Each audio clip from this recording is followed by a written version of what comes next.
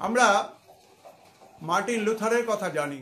Martin Luther খ্রিস্টান ধর্মের মধ্যে যে ধরনের কুসংস্কার, আর্থিক লেনদেন, এই প্রসঙ্গ কেন্দ্র করে খ্রিস্টান জগতে যে কলুষিতময় পরিবেশ তৈরি হয়েছিল তার বিরুদ্ধে প্রতিবাদ জানিয়ে উইটেনবার্গ বিশ্ববিদ্যালয়ে ৯৫টি প্রতিবাদপত্র সেঁটে দিয়েছিলেন।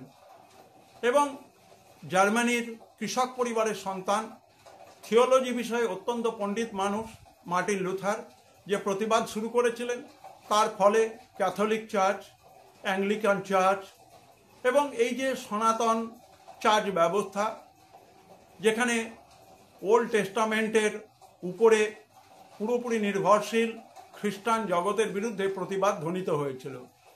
এবং গোটা পৃথিবীতে এই প্রতিবাদের ঢেউ উঠে এসেছিল, শুরু হয়েছিল প্রতিবাদী ধর্ম সংস্কার আন্দোলন বা প্রোটেস্ট্যান্ট মুভমেন্ট।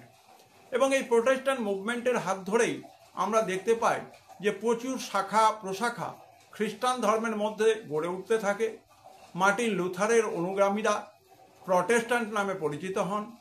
প্রেসবিটারিয়ান ছিল, অ্যাংলিকান ছিল, জুইংলিয়ান ছিল, জন ক্যালভিনের অবদান ছিল, হিউগেনটদের অবদান ছিল, জন নক্সের অবদান ছিল এবং ইগনাসিয়াস লায়োলার কথা আমরা কিন্তু জানি।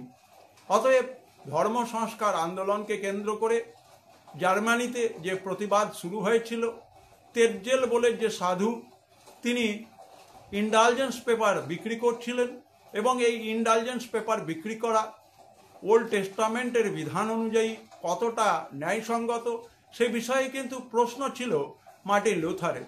এবং মার্টিন লুথারের এই প্রতিবাদ শুধু প্রতিবাদের জায়গায় থাকেনি, খ্রিস্টান ধর্ম চার্চ ব্যবস্থার উপর আঘাত এনেছিল।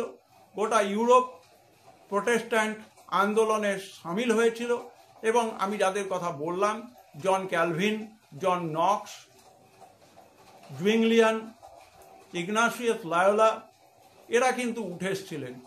দ্বিতীয় সেমিস্টারে গুরুত্বপূর্ণ ভিডিওটি ভালো লাগলে অবশ্যই চ্যানেলটি সাবস্ক্রাইব করো এবং এই চ্যানেলের সঙ্গে থেকো। সবাই ভালো থেকো, সুস্থ থেকো।